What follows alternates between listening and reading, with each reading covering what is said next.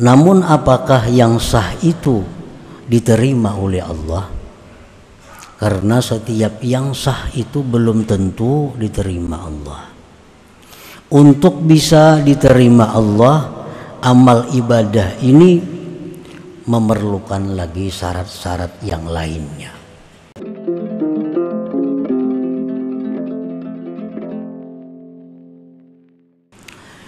Hikmah yang ke-51 daripada Al-Hikam, berkata Al-Imam Ahmad Ibnu Athaillah As-Sakandari rahimahullah, la amala arja lil qabul min amalin yagibu anka syuhuduhu wa yahtakiru indaka wujuduhu. Yang artinya tidak ada amal ibadah yang lebih diharapkan untuk diterima Allah daripada amal ibadah yang gaib dari engkau menyaksikannya dan hina di sisi engkau adanya itu amal ibadah. Itulah kurang lebihnya terjemah daripada hikmah yang ke-51 ini. La amala minal a'mal al-mutaqarrabi biha ilallahi subhanahu wa ta'ala min ityanin wa tarkin arjalil qabul indallahi ta'ala min amalin tashhadu bihi anna alladhi waffaqaka lahu huwa Allah ta'ala walaulahu ma sadara minka dhalikal amal wa an la ta'tamida alaihi fi tahsili amrin minal umur li ru'yatika taksira fihi wa adama salamatihi minal afat al mani'ati min qabulih. Tidak ada amal ibadah daripada amal-amal ibadah yang dijadikan pendekatan dengan amal ibadah itu kepada Allah Subhanahu wa ta'ala, baik daripada melaksanakan perintah seperti sembahyang, puasa, zakat, watarkin dan meninggalkan larangan,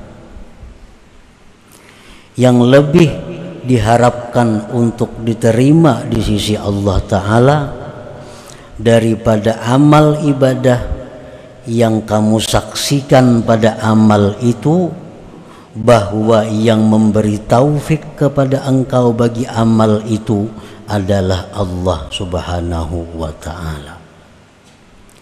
Dan jikalau tidak ada taufik dari Allah, tidaklah timbul, tidaklah muncul, terbit daripada engkau yang demikian amal ibadah itu.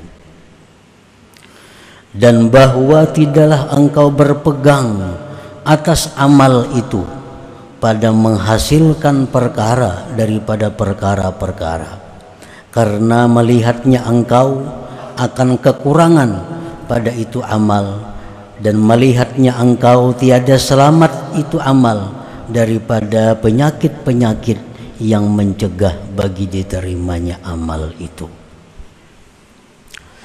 Para muhibbin rahimakumullah, pengarang ini di dalam hikmah yang ke-51 ini membicarakan masalah sebab amal diterima Allah.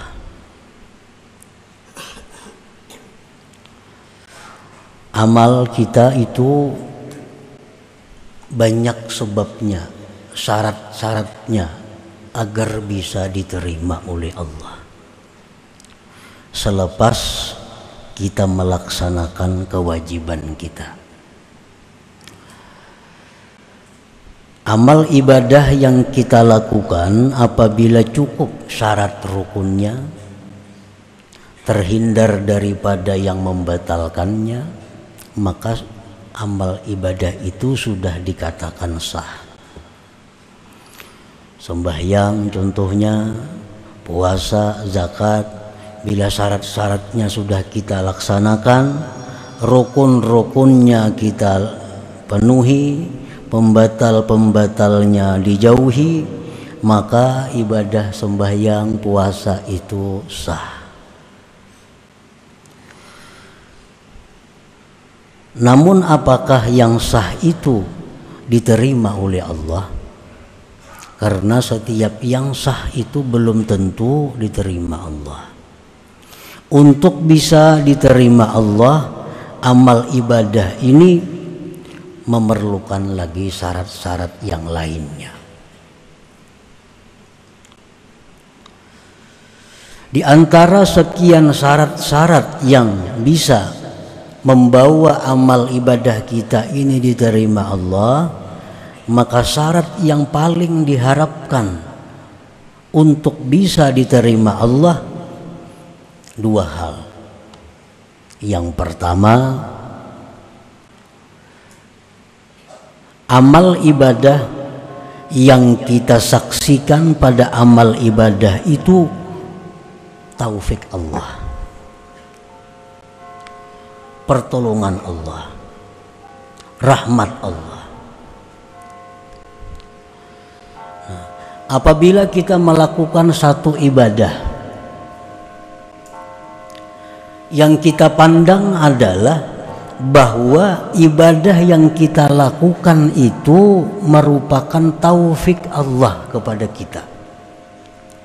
Ibadah yang kita perbuat itu merupakan anugerah yang diberikan kepada kita. Nah, bukan ibadah itu merupakan dari diri sendiri. Apabila kita bisa memandang ibadah kita itu sebagai anugerah Allah, apabila kita bisa memandang bahwa ibadah itu adalah taufik Allah, bukan dari diri kita sendiri, nah ini harapan kuat ibadah itu diterima Allah. Harapan kuat.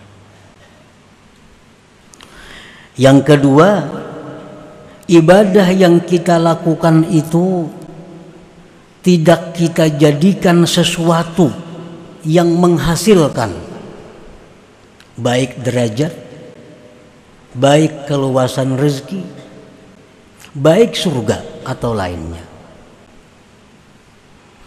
Aku pangdahulu tuh hukma amalakan itu, nah akhirnya aku murah rajaki. Nah ini ngarannya berpegang kepada amalan. Nah bila kita macam itu halnya, ini salah satu sebab yang mencegah diterimanya itu amalan. Amalan-amalan yang telah kita lakukan itu jangan kita perpegangi, jangan kita bikin andalan. Sebabnya apa? Sebabnya kita tahu bahwa amalan yang kita lakukan itu banyak rusaknya. Kita tahu bahwa amalan yang kita perbuat itu banyak aibnya. Jadi janganlah kita berpegang kepada amalan-amalan yang kita lakukan itu. Yang kita pegang adalah rahmat Allah yang diberikan kepada kita. Bila dua hal ini ada di dalam satu amalan, maka itu adalah tanda yang kuat bahwa amal ibadah kita itu diterima di sisi Allah Subhanahu wa ta'ala. Kita umpamanya sembahyang kita itu kita saksikan bukan dari diri kita, tetapi sembahyang itu adalah semata-mata anugerah Allah. Demikian ibadah lainnya. Yang kedua, sembahyang itu kada bisa aku jadikan sebagai alat, aku jadikan sebagai sebab untuk mencapai sesuatu. Karena sembahyangku itu banyak rusaknya. Jadi yang aku harapkan bukan dari sembahyang itu. Yang kuharapkan adalah rahmat Allah yang melimpah kepadaku. Nah, bila dua hal itu ada pada satu sembahyang, maka sembahyang itu harapan besar diterima oleh Allah Subhanahu wa ta'ala. Allah Subhanahu wa ta'ala berfirman, walaula fadlullah alaikum wa rahmatuhu ma zaka minkum min ahadin abada. Andai kata tidak ada anugerah Allah atas kamu, tidak ada rahmat Allah atas kamu, tidaklah bersih dari kamu seseorang jua pun. Nah, seandainya tidak ada anugerah, tidak ada rahmat Allah kepada kita, kita kada kawa sembahyang,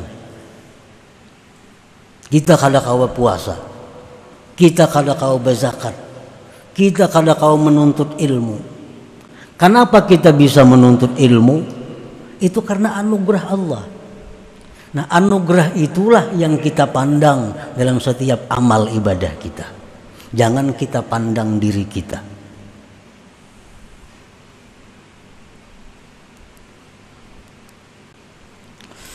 Ibadah yang kita perbuat itu jangan dibesar-besarkan.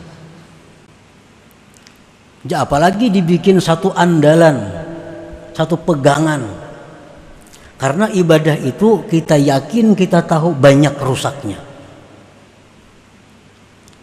Dan ibadah itu kullama suggirat kaburat. Ibadah itu bila mana kita kecilkan, ibadah itu bila mana kita hinakan, dia menjadi besar di sisi Allah. Wa idza kubbirat sagurat. Ibadah itu bila kita besarkan, ibadah itu bila kita andalkan, dia jadi kecil di sisi Allah, bahkan bisa tidak ada sama sekali di sisi Allah. Jadi yang kita pegang, yang kita andalkan adalah bukan ibadah yang kita perbuat, tetapi rahmat Allah Subhanahu wa ta'ala. Itu yang kita harapkan, yang bisa menyelamatkan kita, yang bisa membuat kita sukses, bukan ibadah kita, tetapi rahmat Allah Subhanahu wa ta'ala.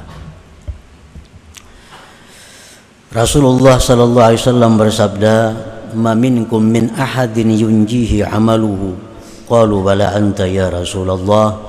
Qala wala ana illa ayyataghammadani Allah birahmatih. Tidak ada daripada kamu seorang pun, kata Rasulullah, yang diselamatkan oleh amalnya di akhirat. Andai kata kita dihitung dengan amal, semuaan kita ini masuk neraka. Tidak ada seorang pun dari kalian yang bisa menyelamatkan akan dia oleh amalnya. Ujar sahabat bertanya, pian pang wahai Rasulullah. Aku pun demikian, kata Rasulullah. Kecuali bahwa Allah melimpahkan kepadaku dengan rahmatnya. Nah, jadi kita jangan dengan sembahyang ini supaya jangan masuk neraka, dengan sembahyang ini supaya masuk surga. Kebiasaan seperti itu ditinggalkan. Ditinggalkan. Aku berharap dengan sembahyangku ini aku bisa ke surga. Dengan sembahyangku ini aku terhindar daripada ke neraka. Itu ditinggalkan. Nah, kita sudah sampai ke suatu pengertian bahwa ibadah yang kita lakukan itu kada bisa diandalkan demikian. Yang bisa kita andalkan adalah rahmat dan anugerah Allah Subhanahu wa ta'ala.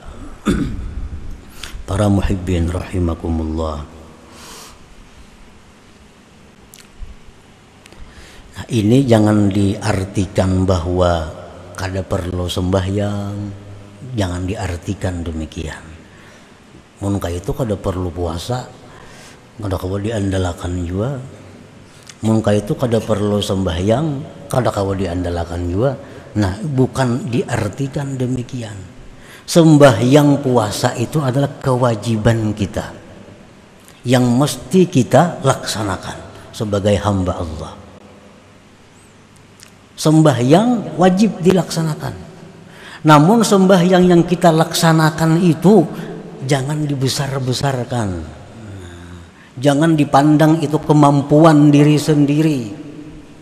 Sembahyang kita laksanakan, tapi kita pandang itu anugerah Allah. Kita pandang bahwa itu adalah rahmat Allah.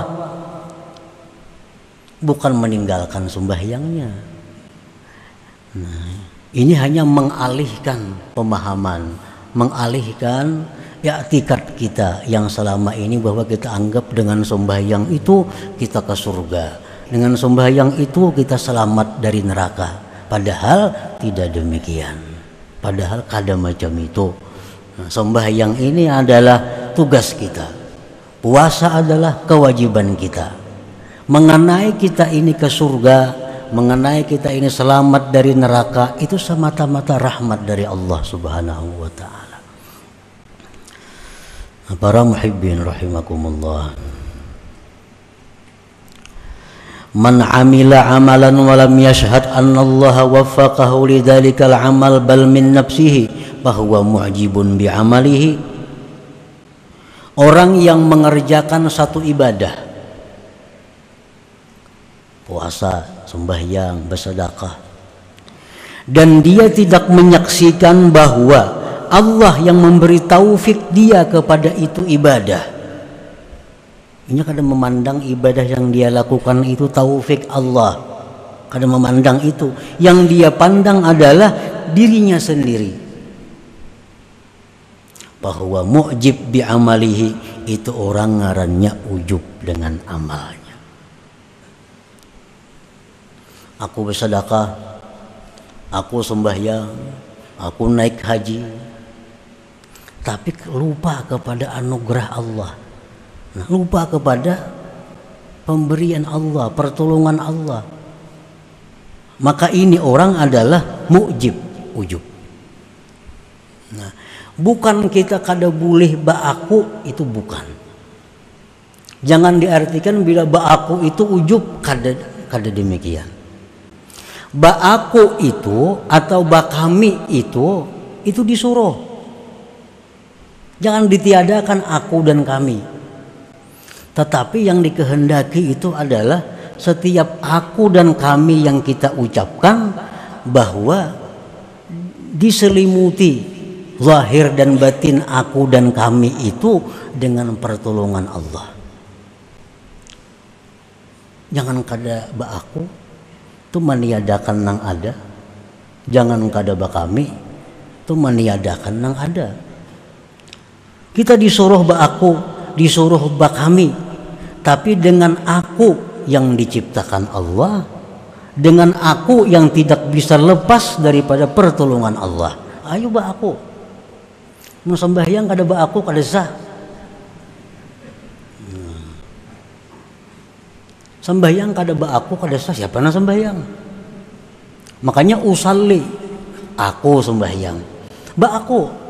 Tapi aku ini adalah aku yang diciptakan Allah, dan aku yang tidak bisa lepas dari pertolongan Allah.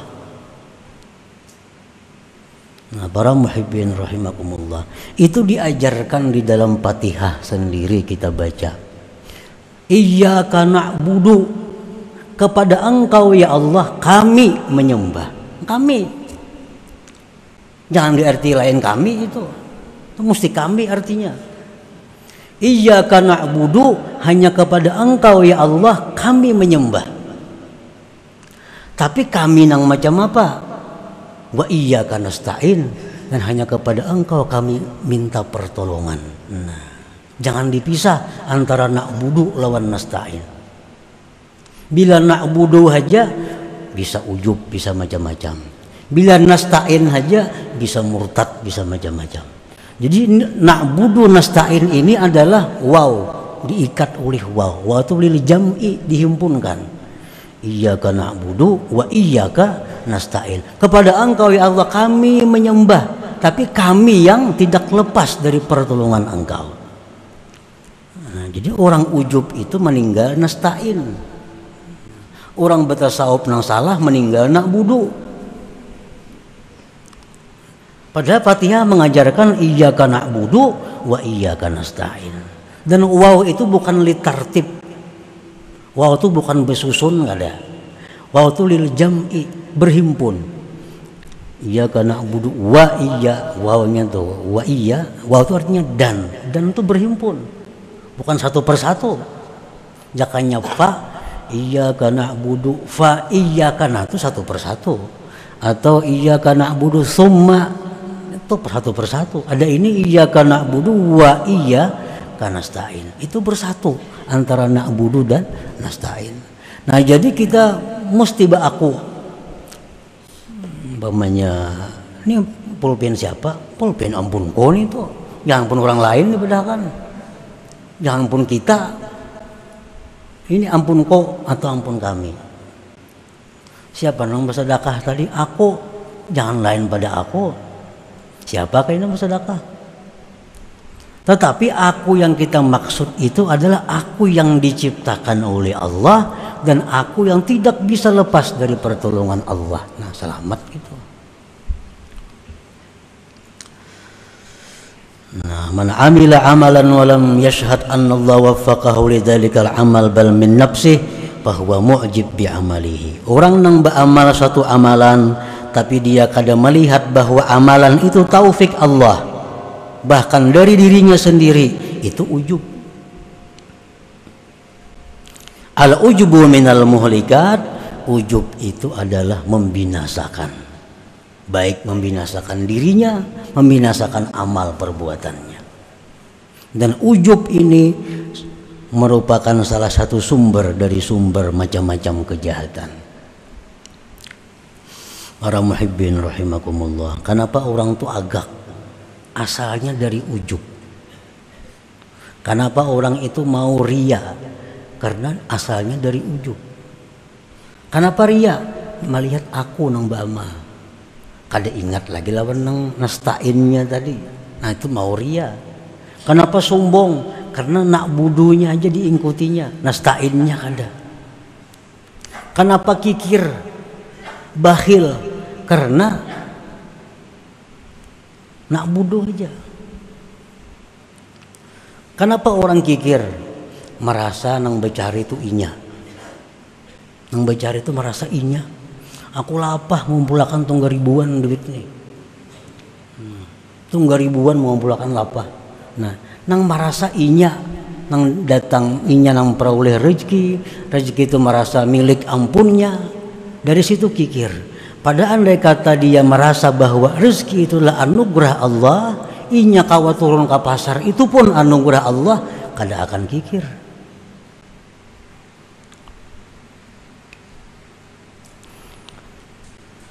Qala Nabi sallallahu alaihi wasallam, "Thalathun muhlikat, syuhhun muta, wa hawan muttaba, wa ijabul mar'i bi nafsihi." Ujar Nabi, 3 hal yang membinasakan manusia ini. 1, sifat kikir yang ditaati. Sifat kikir itu sebenarnya kada membahayakan. Nang membahayakan tuh karena ditaati. Kikir itu dalam hati, paraya, bewakaf, paraya, bersedekah, paraya, memberi makan orang. Itu kikir. Itu kada jadi masalah. Nang masalah tuh dituruti. Nah, itu masalahnya. Makanya jar Nabi syuhun muta, kikir yang ditaati. Wa hawan muttaba, hawa nafsu yang diikuti. Hawanya sama juga kada jadi masalah. Hendak itu, hendak ini, hendak macam-macam. Amun kada diturutin apa ada. Nang bahaya itu yang muttaba, diikuti. Yang ketiga ujar Nabi kita, wa ajabul mar'i bi nafsi, dan ujubnya seseorang dengan dirinya. Ini merasa keberadaan dirinya ini nang beramal, merasa dirinya ini nang bersedekah, merasa dirinya nang sembahyang, merasa dirinya nang puasa, merasa dirinya nang naik haji, tanpa mengingat pertolongan Allah tadi, nasta'in. Qala Isa alaihi wa ala nabiyyina as-salatu wassalam, kam min sirajin qad atfa'athu ar-rih wa kam min 'abidin qad afsadahu al-ujub. Nabi Isa berkata, berapa banyak lampu yang dipadamkan oleh angin, Berapa banyak orang yang ahli ibadah dirusak oleh ujub itu. Salah satunya orang yang dulunya taat kemudian rusak adalah Qarun. Qarun nang di zaman Nabi Musa alaihi salam. Nah, Qarun ini sudah tahu semuaan manusia paling sugih. Harta berlimpah ruah diberikan Allah kepada Qarun. Oh, dinasihati oleh Nabi Musa. Ujar Nabi Musa, wahai Qarun, itu ambisi harta banyak, cari akhirat. Nah, jangan kikir. Harta banyak diberi Tuhan. Nah, tuntut akhirat dengan harta itu. Apa jawaban Qarun? Allah mengisahkan dalam Al-Quran. Qala innama utituhu ala ilmin indi. Ujar Qarun, aku ini banyak punya harta. Memang aku pintar. Aku pintar. Karena ada ilmu yang ada pada diriku, sehingga aku banyak punya harta. Qarun lupa menyandarkan itu kepada Allah Subhanahu wa taala. Padahal siapa yang memberi ilmu itu adalah Allah. Dari mana datangnya rezeki? Dari Allah. Sehingga Qarun itu menentang kepada Nabi Musa. Aku punya harta ini karena aku punya ilmu, ujar Qarun.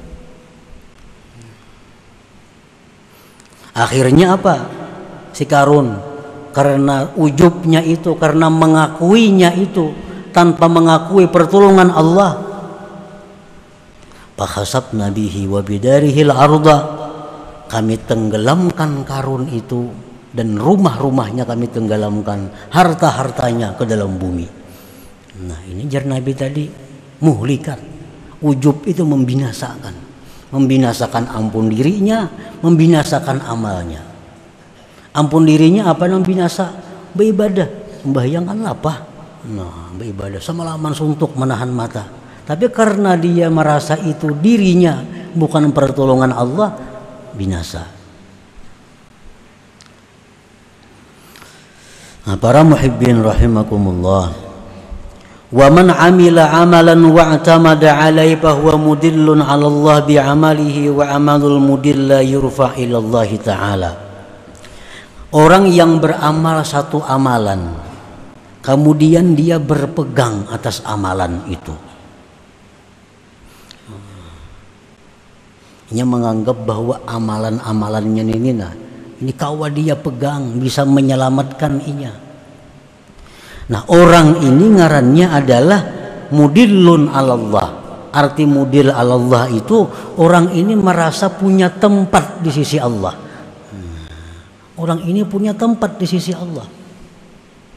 Apabila kita merasa punya tempat kedudukan mulia di sisi Allah, amal kita tidak sampai diangkat kepada Allah. Tidak sampai diangkat kepada Allah. Rasulullah SAW bersabda, Inna salatal mudil la turfa'a fawqa ra'sihi. Sembahyang orang yang merasa punya tempat di sisi Allah, merasa punya kedudukan di sisi Allah, itu tidak liwat atas kepalanya. Nah, kalau sampai ke hadirat Allah. Nah, para muhibbin rahimakumullah, dikisahkan di dalam kitab Ihya Ulumuddin bahwa seorang ahli ibadat yang sudah berapa puluh tahun ibadah kepada Allah, lalu suatu hari si ahli ibadah ini ada hajat kepada Allah, lalu dia berdoa kepada Allah, ya Allah, hamba ada hajat kepada Engkau, hamba minta ini. Doanya kayak itu. Kada dikabulkan Allah. Sehari, seminggu, sebulan, setahun, kada kabul. Lalu ujar si ahli ini, kalau aku minta kepada Allah, doaku tuh kada dikabulkan Allah, berarti aku ini orang yang jahat di sisi Allah. Berarti aku ini kada punya kedudukan di sisi Allah. Buktinya doaku kada kabul. Jakanya aku ini ada kedudukan di sisi Allah, doaku tuh kabul. Ini menunjukkan bahwa aku tidak punya kedudukan apa-apa di sisi Allah. Buktinya doaku kada kabul. Nah, Allah Subhanahu wa taala menurunkan malaikat untuk menemui ahli ibadat ini. Katakan kepada ahli ibadat bahwa kamu merasa tidak punya kedudukan di sisi Allah, itu lebih afdal daripada ibadah kamu yang 60 tahun itu. Kita beribadah 100 tahun, lalu kita merasa punya ada pangkat di sisi Allah, ini hancur ibadah kita. Kenapa? Karena kita ada mengandalkan ibadah. Nah, para muhibbin rahimakumullah. Jadi kesimpulan yang ke-51 ini adalah dua hal, bahwa bila kita melakukan ibadah, pandanglah pertolongan Allah, pandanglah anugerah Allah yang membuat kita bisa demikian. Jangan kita pandang kekuatan kita. Banyak yang lebih kuat dari kita, tapi kada bisa beribadah karena tidak ada anugerah Allah. Anugerah Allah. Yang kedua, amal ibadah yang kita perbuat itu jangan diagung-agungkan, jangan dibesar-besarkan, tetapi sebaliknya, bahwa amal yang kita lakukan itu banyak cacatnya, banyak kurangnya, sehingga kada punya harga. Nah, bila demikian amal ibadah itu, maka ini akan jadi modal yang kuat untuk diterima di sisi Allah Subhanahu wa taala. Nah, kemudian hikmah yang ke-52.